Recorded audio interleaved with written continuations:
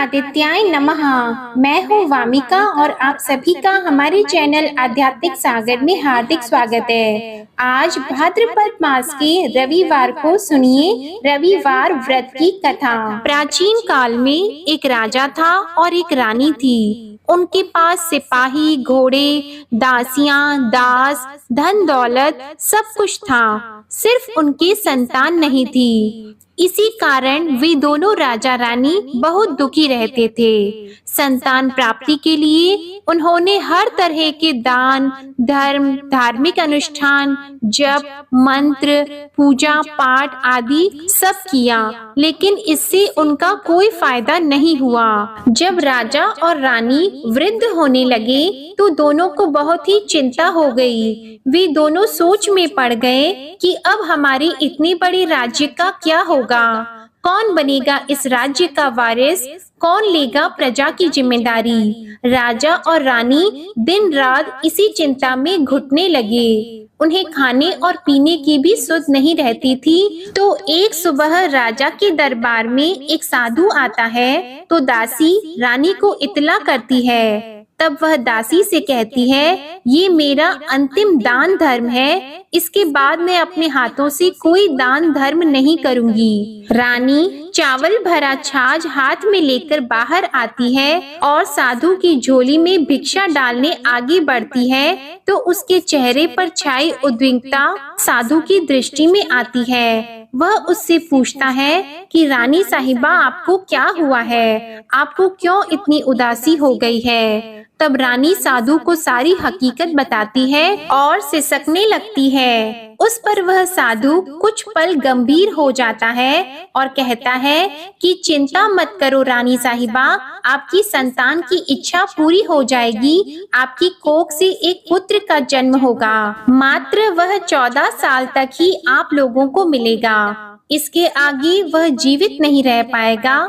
इससे बढ़कर आपको कुछ देना मेरे लिए संभव नहीं है। अपनी बात पूरी करते उसने अपनी झोली में हाथ डाला। झोली में हाथ डालकर थोड़ी सी भभूत निकालकर उसने रानी को दी और कहा, आप और महाराज दोनों इसे बांटकर ग्रहण कर लेना, तुम्हें जल्द ही पुत्र की प्राप्ति होगी। और वह साधु अपनी राह को चला गया। उसके जाने के बाद रानी सोचने लगी कि 14 साल तो 14 साल ही सही, उतने समय के लिए हमें पुत्र तो मिलेगा, यही काफी है। उतने साल तक मैं उसे जी जान से बड़ा करूंगी, उसे ढेर सारा प्यार और दुलार करूंगी, अपनी संतान की मुराद पूरी करूंगी। उस रात अपना सारा राज गाज खत्म करके राजा जब रानी के महल में गए तो रानी ने राजा को सारी बात बता दी और साधु की दी हुई भभूत राजा को दिखाकर बोली कि साधु महाराज ने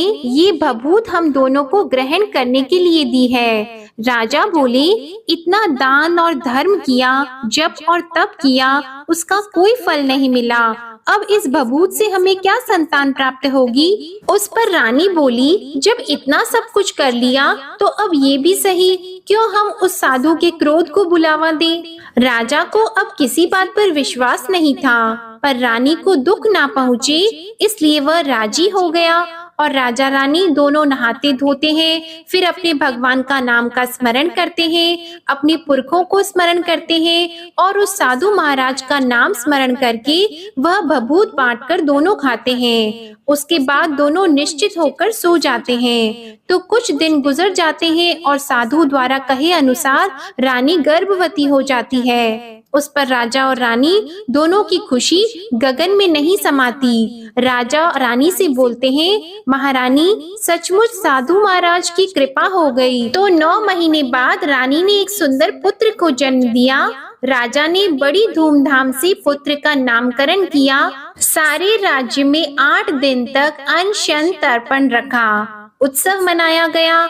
आप पुत्र की कुंडली देखने के लिए राज्य के सबसे विद्वान पंडित जी को बुलाया गया। जो कुंडली देखकर पंडित जी बड़े चिंतित हो गए, कहने लगे, महाराज हमारा राजपुत्र सिर्फ 14 साल तक हमारे पास रहेगा। राजा को इस बात की भनक तो थी ही, रानी को भी साधु महाराज की बात याद थी। दोनों चुप रह जाते हैं।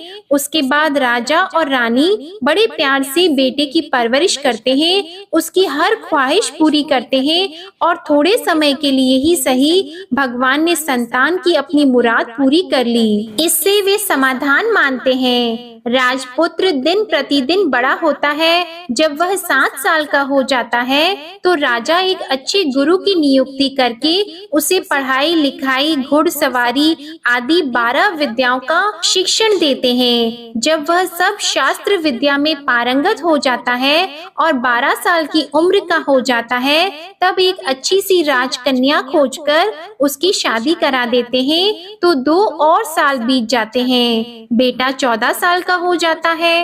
एक दिन राजपुत्र राजा से बोलता है, पिताजी, मैं अपना सारा राज्य घूमकर देखना चाहता हूँ। आज तक मैंने सिर्फ इस रजवाड़े के अतिरिक्त कुछ देखा नहीं है।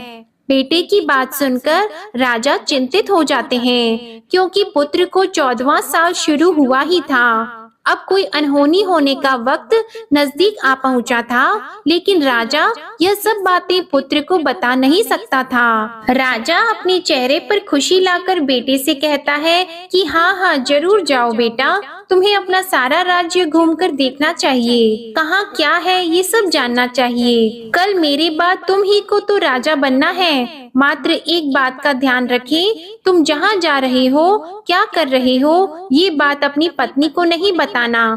पुत्र कहता है, ठीक है पिताजी, आपने जो कहा है मैं वैसा ही करूँगा। राजपुत्र दिन भर अपनी पत्नी के साथ रहता है, खुशियाँ मनाता है और रात को 12 बजे वह उठकर बाहर चला जाता है। फिर सुबह होने से पहले वापस अपने महल में आकर सो जाता है। ऐसा बहुत दिनों तक चलता रहा और पुत्र का 14वां साल खत्म होने में कुछ ही दिन बाकी रहे थे। इतने में उसकी पत्नी यानी छोटी रानी रात में जाग जाती है। वह देखती है कि बिस्तर पर राजपुत्र नहीं है। वह महल में सब जगह देखती है तो राजपुत्र कहीं भी नजर नहीं आते। तो वह क्या करती, किससे कहती? वह चुपचाप रहती है। फिर वह सुबह होने पर देखती है कि उसका पति अपनी जगह सोया हुआ है। वह पति से कुछ नहीं पूछती है, लेकिन दूसरी रात भी जब वैसा ही होता है, तीसरी और चौथी रात और कुछ दिनों तक ऐसा ही चलता रहता है, तब रानी बहुत ही चिंतित हो जाती है। उसके मन में ढेर सारे सवाल उठते हैं, लेकिन उसे पूछने में डर लगता है। शायद पति गुस्सा कर बैठे। सास ससुर से पूछने के बारे में सोचा तो उसकी कुल मर्यादा बीच में आ जाती थी। तो इस तरह वह मन ही मन घुटती रहती थी। इस हालत में उसे खाने पीने में दिलचस्पी नहीं होती थी। वह दुबली पतली हो जाती है।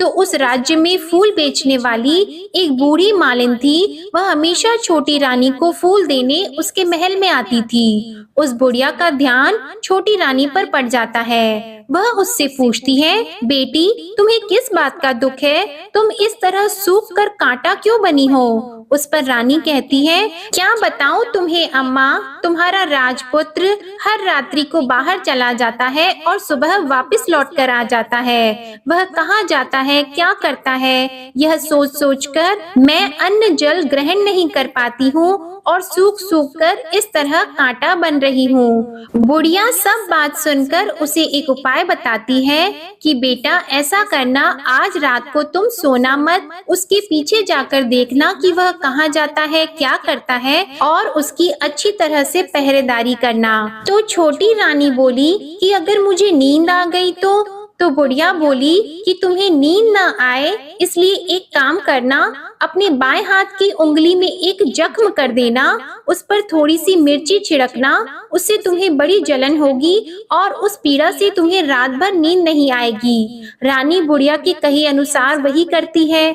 उंगली की जलन से उसे बड़ी देर तक नींद नहीं आती, लेकिन बाद में वो सो जाती है। दूसरे दिन सुबह बुढ़िया फूल लेकर उसके महल में पहुंचती है और पूछती है, क्या हुआ बेटी, क्या तुम देख पाई कि पति कहाँ जाता है? रानी कहती है, नहीं अम्मा, पहले कुछ समय जलन के कारण मुझे नींद नहीं आई, पर कुछ देर के पश्चात मैं सो गई।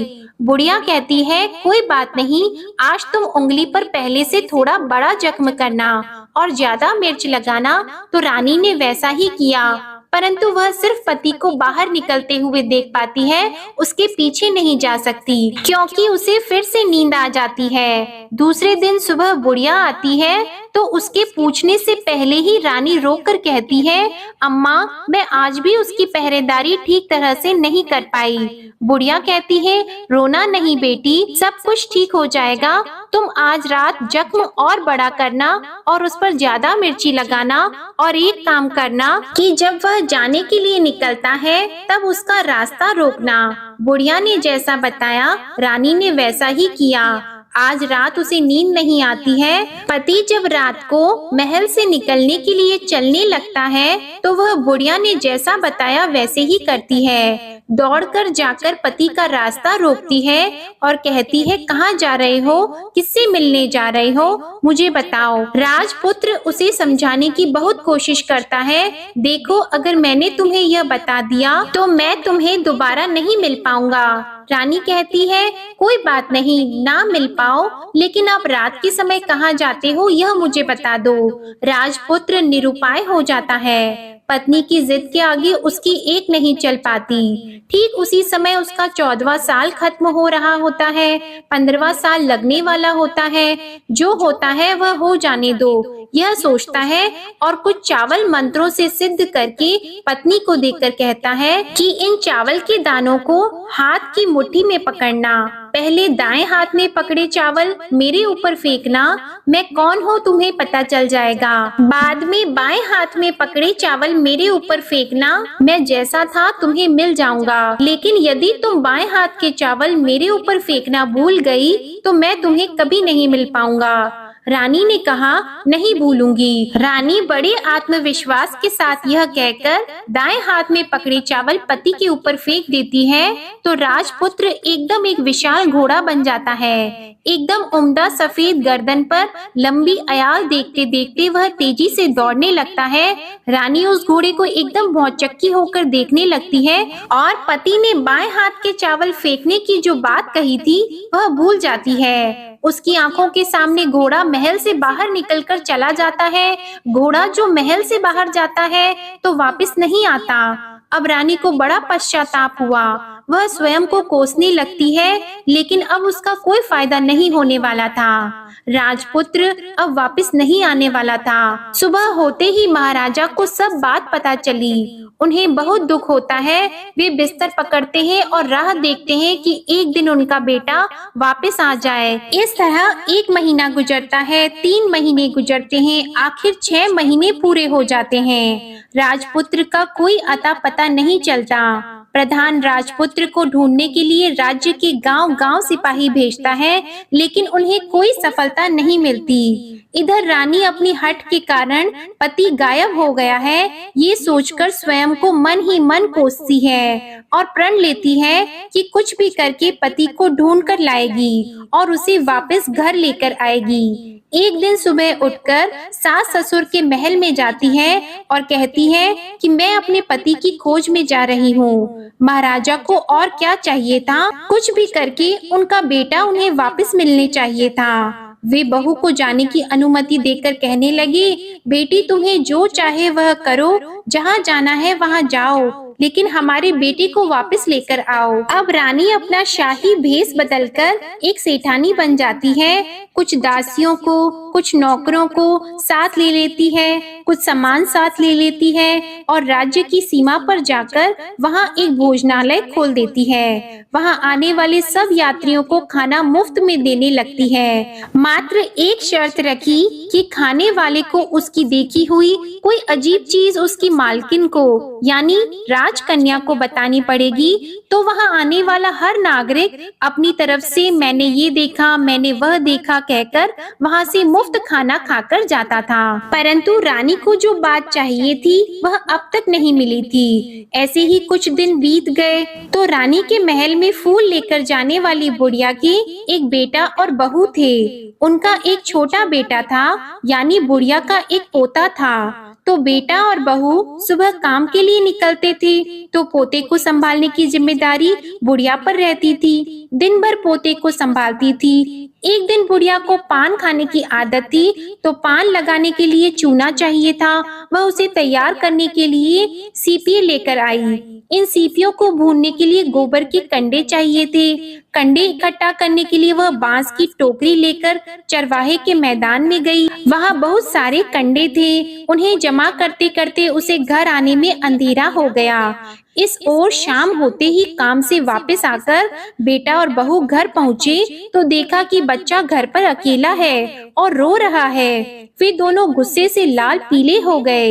इतने में बुढ़िया घर आ पहुंची। बेटे ने पूछा, पोते को घर अकेला छोड़कर कहाँ गई थी? बुढ़िया बताने लगी कि मैं गोबर के कंडे इकट्ठा करने गई थी। इस पर बेटा बोला, दोबारा बच्चे को अकेला घर पर छोड़कर यदि कहीं गई तो मैं तुम्हें बहुत पीटूंगा। बुढ़िया कहने लगी, नहीं बेटा, फिर कभी ऐसा नहीं करूंगी। लेकिन दूसरे ही दिन बुढ़िया वह बात भूल गई और फिर चरवाहे के मैदान पर कंडे इकट्ठा करने चली गई। शाम को जब बेटा और बहू काम से वापस लौटे तो देखा कि बच्चा घर पर अकेला है और रो रहा है। अब उसके बेटे की सहन शक्ति खत्म होने लगी और बुढ़िया के वापस आने पर उसे घर से निकाल दिया।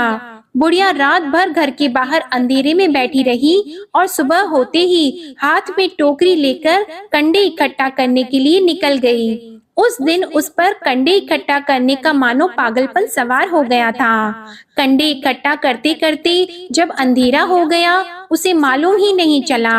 उसे जब ध्यान आया तो गांव का रास्ता भी ठीक तरह से दिखाई नहीं दे रहा था। वह अंधेरे में आंखें फाड़कर देखती देखती किसी तरह आगे निकल पड़ी तो एक कपिला गाय छन छन की आवाज करते गली की घंटी बजाते ठुमक कर उस मैदान पर आ गई। उसे देखकर बुढ़िया सोचने लगी कि इस गाय के पीछे पीछे जाऊंगी तो गांव तक पहुंच जाऊंगी। तब बुढ़िया उसके पीछे पीछे जाने लगी। वह गाय उस मैदान से लेकर एक एक करके 6 मैदान पार करती है। आखिर में वह 7वें मैदान तक पहुंचती है तो क्या होता है कि उस मैदान पर एक बड़ा सा पत्थर है। गाय जाकर उस पत्थर को अपना सींग मारती है। जब गाय ने सींग मारा तो वह पत्थर दूर हट गया और पाताल में नीचे जाने की सीढ़ियां दिखाई देने लगी। तब वह गाय उन सीढ़ियों से नीचे जाने लगी। बुढ़िया वह सब देख रही थी और झट से जाके गाय की पूंछ को पकड़ लिया। वह गाय के साथ नीचे पाताल में पहुंच गई और तुरंत ही गाय की पूंछ छोड़ दी और इधर उधर देखने लगी। उसने देखा कि वहाँ दीप और दिए जलते हैं और तेज रोशनी गाय के ऊपर पड़ती है और वहाँ अद्भुत घटनाएं घटने लगती है। गाय के नीचे जाते ही उसके गले में अपने आप सांकल पड़ गई और छमछम करके कोई दूध आड़ी में गाय का दूध दूहने लगा। लेकिन जो भी कोई वह कर रहा है वह मात्र दिखाई नहीं दे रहा है। बुढ़िया बहुत घबरा गई, कहाँ आकर फंस गई यह सोचने लगी और यहाँ वहाँ छिपने के लिए जगह ढूंढने लगी। लेकिन उसे कहीं भी जगह नहीं मिली। हर जगह उजाला ही उजाला था। तो वह एक कोने में खड़ी हो गई और जो कुछ सामने हो रहा था उसे चुपचाप देखने लगी। उसने देखा कि वहाँ एक उम्दा सफेद घोड़ा और 2 कुंड थे। उसमें से एक कुंड में उस घोड़े ने छलांग लगाई और ऊपर आ गया और उस घोड़े को अब राजपुत्र का रूप प्राप्त हो गया। उसने दूसरे कुंड के पानी में स्नान किया, वहां रखे नए कपड़े पहने और नजदीक ही एक सुंदर पलंग था, उस पर आकर वह बैठ गया। उसके सामने अपने आप 5 पकवानों की थाली आ गई। दूध की एक प्याली भी आ गई, 5 सुपारी आ गई। उसके सामने एक दिया जलता रहा और राजपुत्र ने खाना खाया, पानी पिया, 5 सुपारी खाई और बिस्तर पर लेट जाने से पहले सूर्य देव का स्मरण करके सामने जलते हुए दिए से पूछा, हे दीपंकर, मेरे माता पिता क्या कर रहे हैं? दिया बताने लगा, बेटे के शोक में डूबे हैं। राज कौन संभाल रहा है?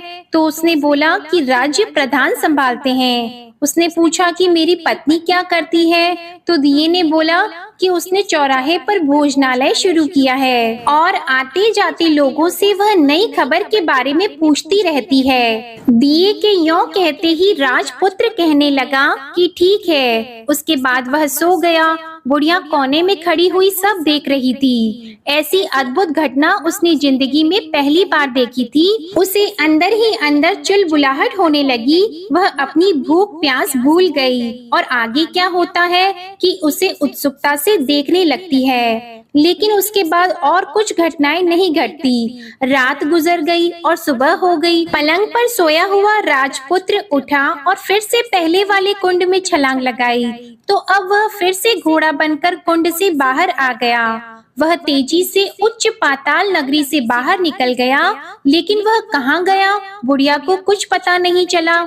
उसके बाद पिछली रात की तरह कोई उस गाय को छमछम करके दूध दोहने लगा। जैसे ही दूध दोहना खत्म हुआ, उसके गले की सांकल अपने आप खुल गई और वह गाय तेजी से ऊपर जाने लगी, सीढ़ियों की ओर भागने लगी। गाय को दौड़ता देखकर बुढ़िया सोचने लगी कि अब गाय के साथ यहाँ से ऊपर जाना ही समझदारी होगी, नहीं तो कोई मुसीबत आकर उसके ऊपर टपक जाएगी। झट से उसने गाय की पूंछ पकड़ ली और गाय के साथ ऊपर आ गई। गाय जब मैदान में पहुंची तो उस सुरंग का रास्ता अपने आप बंद हो गया और उसके मुंह पर एक बड़ा सा पत्थर पहले की तरह खड़ा हो गया।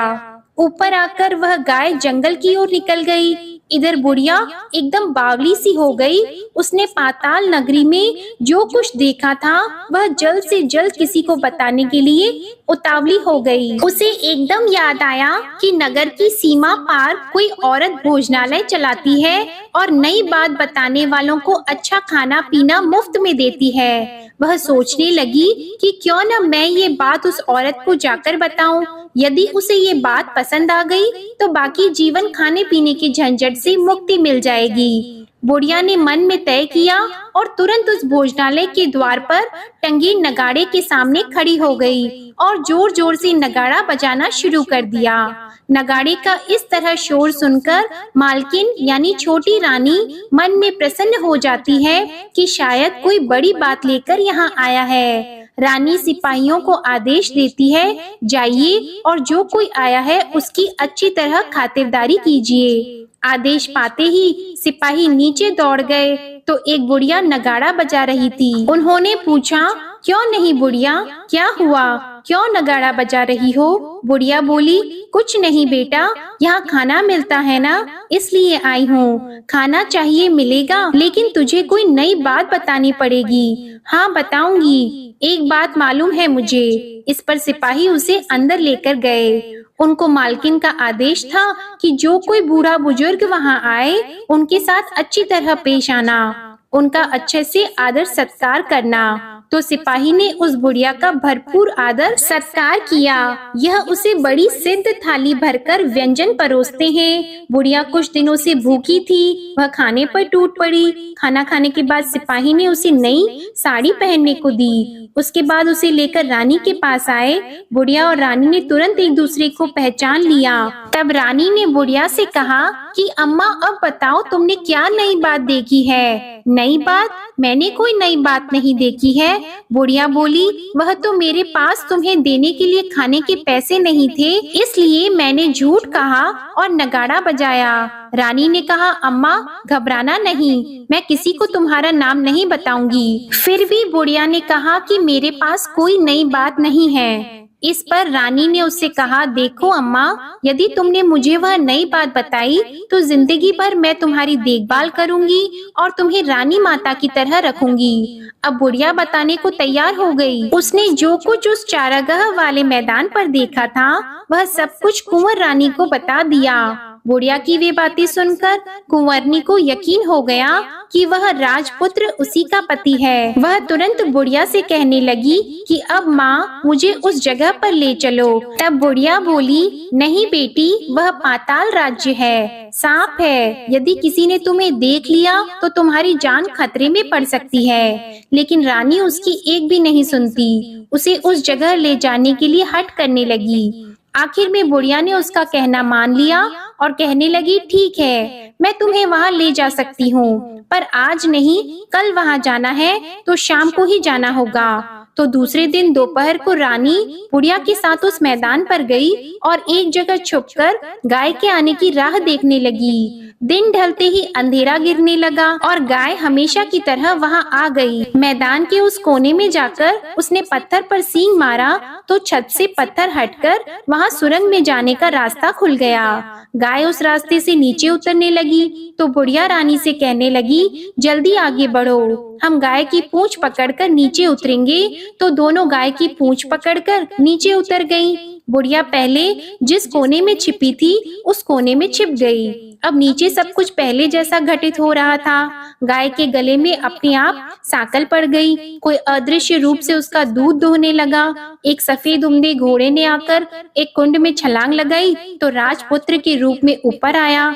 वह राजपुत्र दूसरे कुंड में नहाने लगा। बाद में उसके सामने खाने की थाली आ गई, दूध की प्याली आ गई, पान का बीड़ा आ गया। राजपुत्र सब ग्रहण करके सोने के लिए पलंग पर गया तो सोने से पहले सूर्य देव का स्मरण करके वह दिए से पूछने लगा, दीपांकर मेरे माता पिता क्या कर रहे हैं? तो दिया कुछ जवाब नहीं देता बल्कि वह बुझने लगता है। तब राजपुत्र को कुछ घटित हुआ है इसका संदेह हो गया। वह उदास हो गया और जो कुछ हुआ है वह हो जाने दो ऐसा सोचकर फिर से बिस्तर पर लेट गया। अब रानी का संयम छूट गया। वह दौड़कर पति के पास गई और उसके पैर पकड़ने के लिए आगे बढ़ने लगी। राजपुत्र तुरंत ही पत्नी को पहचान गया। वह छत से पीछे हट गया और चिल्लाने लगा, नहीं नहीं, मुझे मत छूना, सर्वनाश हो जाएगा। रानी दोनों हाथ जोड़कर पति से अपनी भूल स्वीकार करने लगी। स्वामी, मुझसे भूल हो गई। मुझे आपसे नहीं पूछना चाहिए था कि आप रात को कहाँ जाते हो। मैं अपनी भूल स्वीकार करती हूँ। मुझे मेरी भूल की सजा मिल गई है। अब आप घर चलो। आपके वियोग में आपके माता पिता ने बिस्तर पकड़ लिया है। आपकी प्रजा भी बहुत दुखी है। उस पर राजपुत्र कहने लगा, वही तो एक बार तुम गलती कर बैठी हो, अब दोबारा मत करना, नहीं तो अब मैं तुम्हें जो दिख रहा हूँ वह अभी नहीं दिखूंगा। रानी अब विलाप करने लगी, जोर जोर से जमीन पर सिर पटकने लगी। राजपुत्र के मन में उसके प्रति दया उत्पन्न हो गई। वह उससे कहने लगा, यदि तुम मुझे पाना चाहती हो तो तुम्हें एक काम करना होगा। काम कठिन है लेकिन वह तुम्हें अकेले ही करना होगा। रानी ने कहा, कहो स्वामी, कितना भी कठिन काम हो मैं वह पूर्ण करूंगी। रानी कहने लगी। इस पर राजपुत्र ने उसे बताया, इस पाताल से ऊपर जाते ही तुम्हें एक घना जंगल नजर आएगा। ऐसे 6 जंगल पार करने के पश्चात तुम्हें एक 7वां जंगल मिलेगा। वह जंगल सबसे घना है। उस जंगल के बीचों बीच एक पीपल का पेड़ है। उसके आसपास की जगह पत्ते, फंदे, जटाएं आदि से ढक चुकी है। वहाँ बाघ, शेर, सांप और भालू बैठते हैं। तुम्हें उन सबको भगाकर वह जगह साफ करनी है। उसको गोबर से लिपाई करके पवित्र बनाना है, रंगोली से सजाना है। उसके बाद वहाँ धूप, कपूर, अगरबत्ती जलानी है। फूल और कुमकुम से पेड़ की पूजा करनी है। दूध और दही से बने चावल का भोग चढ़ाना है। ये सब तुम्हें दोपहर को 12 बजे से पहले करना है। 12 बजने के समय तुम्हें उस जगह पर बैठकर सूर्य भगवान का ध्यान करना है। ठीक 12 बजे सूर्य भगवान का रथ वहाँ उतरेगा। वे सब देखकर खुश हो जाएंगे और कहेंगे कि जिस किसी ने भी ये सब किया है उसे मैं मनचाहा फल दूंगा। तो तुम सामने जाकर उसके रथ का दाहिना घोड़ा मांगना, मैं तुम्हें मिल जाऊंगा। इतनी बात कहकर राजपुत्र अपने पलंग पर सो गया और छोटी रानी भोर होने की राह देखने लगी। भोर होते ही वह बुढ़िया के साथ गाय की पूंछ पकड़कर ऊपर आ गई। ऊपर आने के बाद वह बुढ़िया से कहने लगी, अम्मा, अब मैं अकेले ही आगे जाऊंगी, तुम भोजनालय वापस चली जाओ। वह जंगल में जाकर राजपुत्र की बताई जगह ढूंढने लगी और स्वयं आरी से वह जगह साफ कर दी। बाद में राजपुत्र ने जैसे बताया वैसे ही लिपाई पोताई करके वापस आ गई। दूसरे दिन सुबह होने से पहले उठी और जंगल में उस जगह पहुंची। वहां जाकर इत्र और गुलाब का पानी छिड़ककर उस जगह सुगंधित धूप अगरबत्ती जलाकर उसे पवित्र किया और पूजा की सब सामग्री वहां तैयार कर सूर्य भगवान का ध्यान करके बैठ गई। जैसे कि पति ने बताया था कि दोपहर को ठीक 12 बजे सूर्य भगवान का रथ उस पीपल के पेड़ पर आकर रुका है। सूर्य भगवान ने जब रथ से नीचे देखा तो सुगंधित वातावरण देखकर वे बहुत प्रसन्न हो गए। फिर वे बोले, जिस किसी ने यह काम किया है वह यहाँ आकर आज मुझसे कुछ भी मांगे मैं उसे दे दूंगा। रानी ने जब ये शब्द सुने तो बिना समय गंवाए दौड़कर उनके सामने आ गई और उनको साष्टांग नमस्कार करके बोली, भगवान वह मैं ही हूँ, मैंने ही यह जगह साफ की है। अच्छा, तो तुम्हें जो चाहिए वह मांगो। भगवान मुझे आपके रथ का दाहिना घोड़ा चाहिए। सूर्य भगवान बोले, नहीं नहीं, मैं तुम्हें और कुछ भी दे सकता हूँ लेकिन यह घोड़ा नहीं दे सकता। मेरे रथ के 12 घोड़े हैं, तुम चाहो तो कोई और घोड़ा मांग लो लेकिन यह दाहिना घोड़ा नहीं, वह मैं तुम्हें नहीं दे सकता। छोटी रानी ने एक नहीं सुनी, वह सूर्य देव से एक ही बात कह रही थी, वही दाहिना घोड़ा दे दीजिए, नहीं तो मैं आपके पैरों में गिरकर अपनी जान दे दूंगी। अब सूर्य देव धर्म संकट में पड़ गए। उन्होंने वचन दे दिया था, अब अपने वचन से पलट भी तो नहीं सकते थे। ठीक है, दे दिया तुम्हें घोड़ा, सूर्य देव ने कहा। फिर एक बात और भी कही, देखो मैंने तुम्हें घोड़ा तो दे दिया है लेकिन वह तुम्हें यहाँ नहीं मिलेगा, तुम्हें उसे पाताल में जाकर लाना होगा। रानी बोली, पाताल में ही क्यों भगवान, मैं उन्हें पाने के लिए कहीं भी जा सकती हूँ। रानी को वचन देकर सूर्य देव अपने मार्ग को चले गए और इधर रानी जंगल से अपने भोजनालय में आ गई। फिर वह बुढ़िया को लेकर उस मैदान पर आ गई और जल्दी ही शाम हो गई। शाम होते ही वहाँ वह गाय आ गई और उसने सींग मारकर सुरंग का पत्थर हटाया और नीचे उतरने लगी। रानी और बुढ़िया जल्दी जल्दी उसकी पूंछ पकड़कर नीचे उतर गईं। नीचे पाताल में सब घटनाएं पहले की तरह ही घटने लगी। घोड़े का एक कुंड में नहाकर राजपुत्र बन जाना, नहा धोकर पलंग पर जाकर बैठना, तो उसे खाने की थाली, दूध की प्याली आना, पान का बीड़ा आना। लेकिन आज एक नई बात घटी। आज 2-2 थाली, 2-2 दूध की प्याली और 2-2 पान के बीड़े उसके सामने आए। वह कुछ नहीं बोला। अपने हिस्से की थाली खाकर, दूध पीकर और पान का बीड़ा चबाकर वह सोने चला गया और हमेशा की तरह दिए से पूछने लगा, दिए दिए दीपंकर, मेरे माता पिता क्या करते हैं? दिए ने बताया, वे दोनों तुम्हारे शोक में मरने की स्थिति में पहुंच गए हैं। ऐसा? झट से उसकी आंखों में आंसू टपकने लगे। फिर वह पूछने लगा, दिए दिए दीपंकर, मेरा राज्य कौन चला रहा है? तुम्हारा राज्य प्रधान चला रहा है और वह सब कुछ हड़प चुका है। वह प्रजा पर बहुत अत्याचार कर रहा है। यह सुनकर राजपुत्र को बहुत गुस्सा आया। वह गुस्से से अपनी मुट्ठी भींचने लगा। अब वह पूछने लगा, दिए दिए दीपंकर, मेरी पत्नी क्या कर रही है? अब दिया कुछ नहीं बोला और चुप रहा। अब रानी का संयम जवाब दे गया। वह दौड़कर पति के गले लग गई। अब मैं तुम्हें मिल गया। राजपुत्र कहने लगा, सच कहते हो? अब आप फिर से घोड़ा तो नहीं बनोगे ना?